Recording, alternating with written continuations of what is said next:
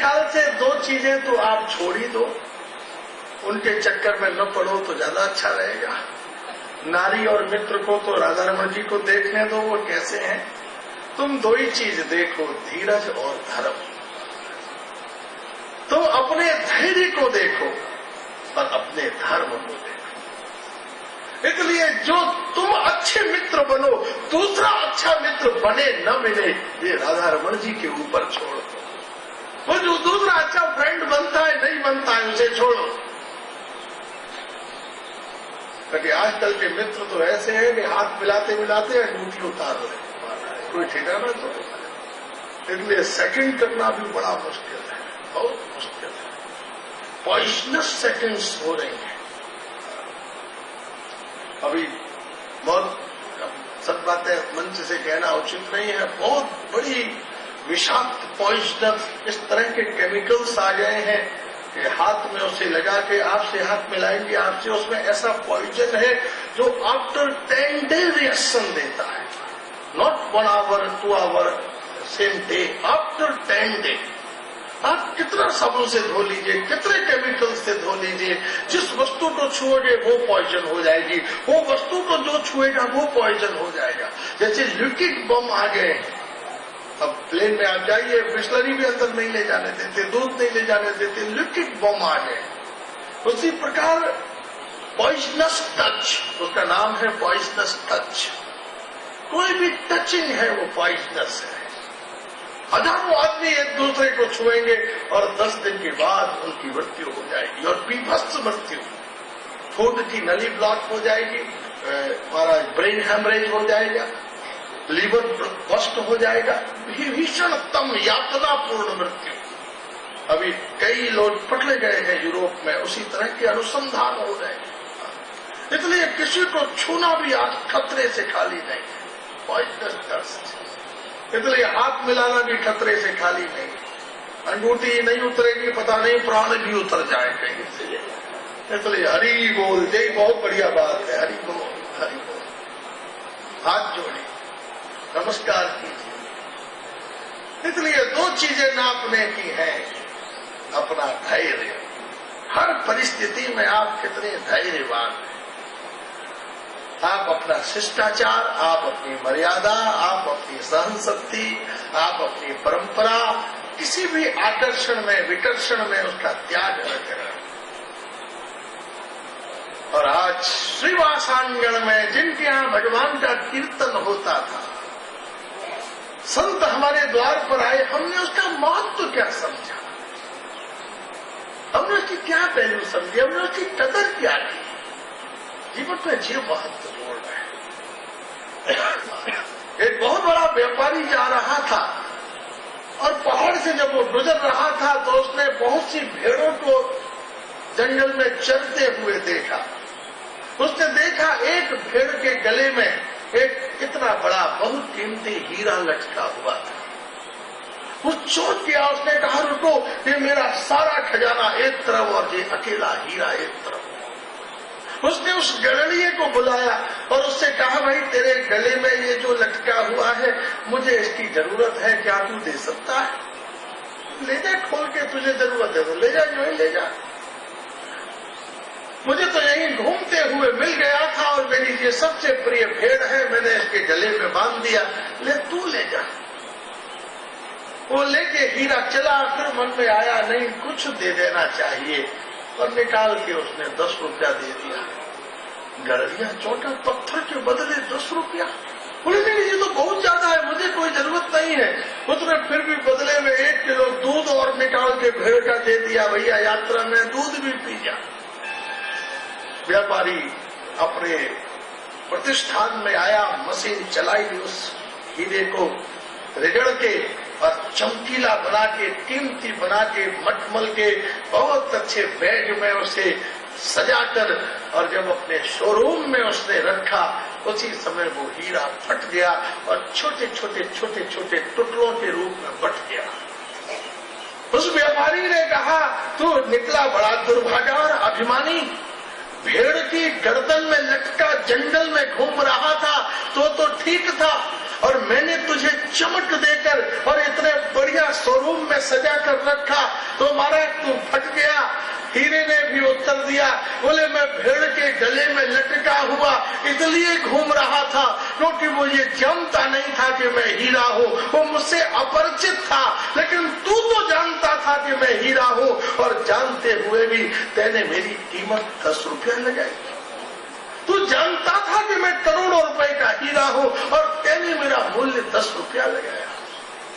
इसलिए वास्तव में जो अज्ञानी है उनकी बात तो छोड़ दीजिए, लेकिन जो ज्ञानी है जब वह प्रमाद करते हैं तो उस भाग्य को कौन बदल सकता है?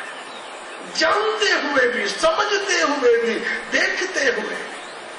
कृष्ण कृपा के सुयोग को समझिए, ये संसार कहाँ जा रहा है, कहाँ जा रहा है। इस दुनिया में कोई ऐसी जगह है जहाँ आप शांति पा सकें? जहाँ रिश्तेदारों के बीच में बैठिए तो द्वेष, अपने समाज में बैठिए तो प्रतिस्पर्धा, ट्रेन में बैठिए तो चोरों का डर, रोड में जाइए रोड का भय। यह सत्संग ही है जहाँ पूर्ण रूप से शांति है, आनंद है, श्रेय है। इसलिए अध्यात्म का सबसे बड़ा आदर माला और चंदन नहीं होती, अध्यात्म का कृपा का सबसे बड़ा आदर होता है उसके प्रति अपनी भावना और सम्मान को व्यक्त करना। और आज श्रीवासानगढ़ में आज भगवान की अद्भुत लीला हुई। कितने वैष्णवों ने ये प्रयत्न किया कि महाप्रभु का हमारे आंगन में कीर्तन हो, हमारे घर में कीर्तन हो। मेरे महाप्रभु श्रीवासानगढ़ में ही कीर्तन करते थे। श्रीवासानगढ़ होए कृष्ण मिलन आनंद। महाप्रभु ने कहा श्रीवासानगढ़ में ही मुझे कृष्ण मिलन आनंद की प्राप्ति होती है। कीर्तन तो सभी जगह होता है, लेकिन कुछ जगह होती है जहाँ कृष्ण मिलन आनंद की प्राप्ति हो जाती है। एक भी व्यक्ति अपरिचित हो, देखिए सब अपनी अंतरंग दोस्ती है। एक भी व्यक्ति, अगर आप स्वयं मनुष्य को सावधान होना चाहिए, यदि आप अस्वस्थ हैं या किसी प्रकार का कोई व्यवधान है तो हमको सत्संग में एक कोने बैठना चाहिए। हम आगे बैठकर और सो रहे हैं, अलसा रहे हैं, सुस्त हैं, ये कथा की अवज्ञा है, ये सत्संग की अवज्ञा है। ये मैं अपने लिए नहीं कह रहा हूं, आप जहां भी हो, जिस सत्संग में हो, जिस मंदिर में हो, बहुत सावधान हो जाए। आप एक डॉक्टर के पास जाते हैं, कितने शांत कुलीन, चुप, भला नहीं करना है, कंसल्टेशन न बिगड़ जाए, कहीं हमारा ब्लड प्रेशर की जगह डायबिटीज की दवाई न दे दे, बिगड़ जाए। ऐसे संत के पास, ठाकुर जी के पास हमें ध्यान रखना चाहिए, सावधान रहना चाहिए। एक व्यक्ति भी अगर अयोग्य आ जाए, सारा रस भंग हो जाता है, सारा रस। आनंद की वृत्ति हो जाए तो 3-3 घंटा यूं बीत जाते हैं, और बुद्धि यदि उचट जाए तो 15 मिनट भी ऐसा लगता है जैसे क्या हो गया। महाप्रभु एक दिन अत्यंत आनंद में घूमे हुए थे, अत्यंत आनंद रस में समुदित थे, सब उपस्थित थे। महाराज उसी समय, उसी क्षण महाप्रभु ने कहा, श्रीवास आज भजन का आनंद नहीं मिल रहा, सुख नहीं मिल रहा, मन के अंदर वो भाव पैदा नहीं हो रहे। आज मुझे लगता है तुम्हारे घर में कोई अपात्र आ गया, अयोग्य आ गया। श्रीवास जी ने कहा, भगवान मेरे यहाँ तो कोई अपात्र, कोई अयोग्य है ही नहीं, हम ये सब बैठे हुए। नहीं श्रीवास, तुम देखो। और महाराज उसी समय श्रीवास जी ने देखा तो श्रीवास जी की जो सास थी, उनकी मदर इन लॉ, वो सास बड़ी परेशान थी कि ये मेरी बेटी के घर में रोज साधु इकट्ठे हो जाते और हल्ला मचाते और रात रात भर हू हू करके नाचते। घर वालों को चिंता नहीं होती, ससुराल वालों को कुछ जरूरत से ज्यादा चिंता हो जाती है कभी। तो वो सास दबे पाम आई और दबे पाम आके और श्रीवास जी के घर में घुस गई और एक बहुत बड़ा गोल डलिया रखी थी, उस डलिया के अंदर घुस के अपने ऊपर डलिया ओढ़कर और उसकी जाली में से देखने लगी कि ये यहाँ करते क्या है। उसकी उपस्थिति से ही महाप्रभु के हृदय का जो भक्ति भाव था उसमें व्यवधान पड़ने लगा। उसकी उपस्थिति में ही महाप्रभु ने अनुभव कर लिया कि भाई तुम्हारे यहाँ कोई विजातीय आ गया है, भाव में नहीं है, कुतर्की है, अनास्थावान है, दुराचारी है, संदेहशील है, रसिक नहीं है, भक्त नहीं है, प्रेमी नहीं है, अशुद्धाचारी है। श्रीवास जी ने कहा महाराज मेरे यहाँ तो सब ठीक है, सब उत्तम है, सब आनंद है, लेकिन जैसे ही महाप्रभु ने कोई आगे आए कोई उसकी सांस कांप उठी कि ये तो निमाई कोई चमत्कारी भी मालूम पड़ता। मैं तो यहाँ छिपके बैठी थी और इसको पता लग गया कि कोई आया हुआ है। वो सांस डर से कांपने लगी, वो कांपी तो वो डलिया भी हिली। श्रीवास जी ने कहा महाराज मालूम पड़ता है कोई दूध चुराने के लिए बिल्ली आकर छिप गई है, मैं महाराज इसको पकड़ता हूँ। और जैसे ही जाके श्रीवास जी ने वो डलिया उठाई तो वो बिल्ली की चाची निकली उसके भीतर से। श्रीवास जी की सास प्रकट हुई।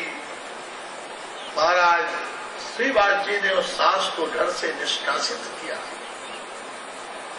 वो जाते जाते बोली मैं देखने आई थी कि कृष्ण भजन कैसा होता है। मेरे घर में बैठकर तुम जो कृष्ण भजन करते हो वो कृष्ण भजन कैसा होता है। नित्यानंद प्रभु के नेत्र सरल हो गए, बोले हे भगवान, श्रीवास जी के घर में कीर्तन करते हुए श्रीवास जी के परिवार में भी अगर भक्ति का उदय नहीं हुआ तो गौर हरि की करुणा कैसी। देखो संग का प्रभाव है कि इसके मुंह से कृष्ण कीर्तन मंडली के दर्शन करने का संकल्प पैदा हुआ। यह संकल्प ही वास्तव में जीवन का सत्व है। आज किसी भी उद्देश्य से जलाई गई हो लेकिन प्रकाश देना तो उसका स्वभाव है। ऐसे ही कृष्ण नाम कैसे भी लिया गया हो, कृष्ण प्रेम देना उसका स्वभाव है। महाप्रभु ने जब करुण दृष्टि से श्रीवास जी की सास को देखा, उसकी आंखों से अश्रुधारा बहने लगे और हे कृष्ण, हे माधव, हे गोविंद, हे गोपाल कहकर वह श्री कृष्ण के प्रेम में उन्मत्त नहीं हो गई। अपने घर वापस जाकर उसने अपने घर में जितना भी अव्यवस्थित सामान था सब उठाकर फेंका और श्रीमन महाप्रभु की वह अत्यंत भक्त और प्रेमी हो गई। श्रीवास जी की सास के ऊपर कृपा हुई। महाप्रभु ने बताया कि हमारा जो साधना है, हमारा जो संग है वो पवित्र होना चाहिए। क्योंकि देखिए दुर्गंध थोड़ी सी चीज को भी विकृत कर देती है। सुगंध के लिए हमें बहुत प्रयास करना पड़ता है। अंधेरा अपने आप हो जाता है, अंधेरे के लिए प्रबंध नहीं करना पड़ता, प्रकाश के लिए सूर्योदय करना पड़ता है। अंधेरे के लिए मोमबत्ती को बुझाना पड़ता है और प्रकाश के लिए उसे जलाना पड़ता है। पानी में बहने के लिए निष्क्रिय होना पड़ता है, पार जाने के लिए तैरना पड़ता है। इसलिए जीवन में हमें पुरुषार्थ करना है भजन के लिए, साधन के लिए, श्री कृष्ण को प्राप्त करने के लिए। और हम अपने चारों तरफ के जीवन को बहुत गहराई से देखें और नापें कि हमारा आहार, हमारा विचार, हमारा कर्म, हमारा संग ये श्री कृष्ण भजन की आनंद को वृद्धि देने वाला होना चाहिए। हम अपने व्यापार में एक भी आदमी ऐसा बर्दाश्त नहीं करते जो हमसे चीटिंग करे, जो हमारा नुकसान करे। ऐसे ही भजन में भी आप ऐसे संग को स्वीकार न कीजिए जिसके साथ हमारा एक क्षण भी भजन के बिना व्यतीत हो। भोजन करने बैठे तो कोई अच्छा चरित्र हो, सोने जाए तो भगवान की चर्चा हो, भ्रमण करने जाएं तो भगवान का आनंद हो, भगवत चर्चा हो, जीवन का वास्तविक तथ्य हमें मिले, जहाँ भगवान का रस महार्णव हो, रस का आनंद भाव हो। एक दिन महाप्रभु का श्रीवासांगण में उद्दाम नाम संकीर्तन हो रहा था। सब भक्त गदाधर, संजय, मुकुंद, पुंडरीक, नित्यानंद, हरिदास, द्वैताचार्य सब अत्यंत आनंद में डूबे हुए थे। उसी समय श्रीवास जी को घर के अंदर से रोने की आवाज सुनाई। श्रीवास कीर्तन करते हुए चुपचाप धीरे से महाप्रभु की भंगिमा को देखते हुए, जब महाप्रभु नाच कर घूमते, श्रीवास 2 कदम पीछे चले जाते। हम सत्संग में आए भी इस मर्यादा से किसी को पता न चले, और सत्संग में जाए भी उस मर्यादा से कि किसी को पता न चले।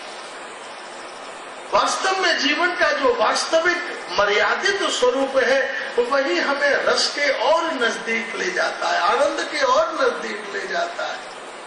श्रीवास जी धीरे से छिपकर चुपचाप अंदर गए और घर के अंदर कोहराम मचा हुआ था। कुछ स्त्रियां श्रीवास जी की पत्नी को घेर कर उच्च स्वर से चीख रही थीं, क्योंकि श्रीवास जी का इकलौता एकमात्र पुत्र जिसकी मृत्यु हो गई थी। 16 वर्ष का अत्यंत करुण और सुंदर एकमात्र पुत्र था, और श्रीवास जिससे अत्यंत प्रेम करते थे, उसकी मृत्यु हो गई थी। पत्नी कोहराम मचा रही थी, जोर जोर से दहाड़े मार रही थी। श्रीवास जी ने हाथ जोड़कर कहा, देवी शांत हो जा। ऐसे समय में इस जीव ने शरीर छोड़ा जब घर में महाप्रभु का कीर्तन हो रहा है। इसका इससे बड़ा सौभाग्य नहीं हो सकता।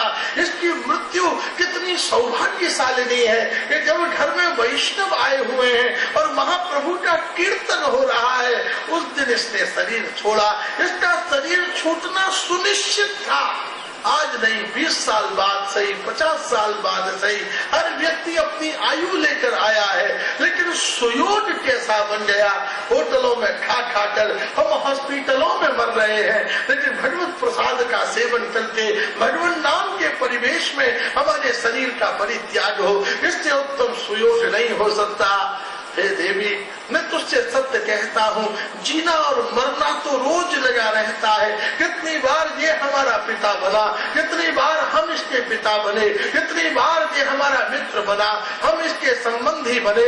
इस दुनिया की भीड़ में मरना और जन्म लेना, एक दूसरे से मिलना और बिछुड़ना लगा ही रहता है। कभी कोई संबंध, कभी कोई संबंध, हम एक दूसरे के संबंधों में अदला बदली करते रहते हैं। जीवन वही चलता रहता है। नित्य होए जीवनो, नित्य होए मरणो, किंतु नित्य नित्य होए नहीं गौर गाह गमनो। नित्य होए जीवनो, नित्य होए मरण। अरे मरना और जीना तो रोज रोज लगा रहेगा, लेकिन इस घर के आंगन में श्री चैतन्य महाप्रभु का कीर्तन दोबारा नहीं हो गया।